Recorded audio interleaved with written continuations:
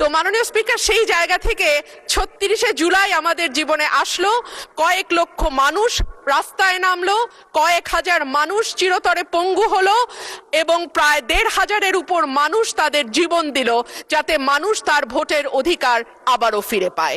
এবং আল্লাহর কাছে অশেষ শুকরিয়া মাননীয় স্পিকার, একটি অবাধ, সুষ্ঠু, নিরপেক্ষ নির্বাচনের মধ্যে দিয়ে ত্রয়োদশ জাতীয় সংসদ গঠিত হয়েছে এবং আমি এই সংসদে একজন স্বতন্ত্র প্রার্থী হিসেবে নির্বাচিত হয়েছি। মাননীয় স্পিকার, সংবিধানের 59 অনুচ্ছেদের দিকে আপনার দৃষ্টি আকর্ষণ করছি।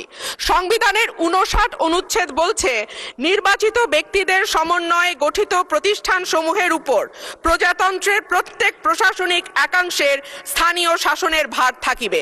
সোজা বাংলায় বলতে গেলে স্থানীয় সরকার পরিচালিত হবে নির্বাচিত প্রতিনিধিদের মাধ্যমে।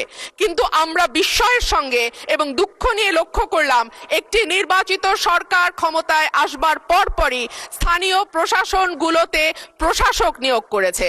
মাননীয় স্পিকার, যখন শেখ হাসিনা পালিয়ে গেল তখনকার পরিবর্তিত পরিস্থিতিতে অন্তর্বর্তীকালীন সরকার প্রশাসক নিয়োগ দিতে বাধ্য হয়েছিল, কারণ আমরা দেখেছি ইউনিয়ন পর্যায়ে, উপজেলা পর্যায়ে চেয়ারম্যান বা মেম্বার যারা ছিল তারাও পালিয়ে গেছে। কিন্তু এই অবস্থা তো মাননীয় স্পিকার এখন আর নেই। এখন তো একটা সুষ্ঠু নির্বাচন দেয়া যায়।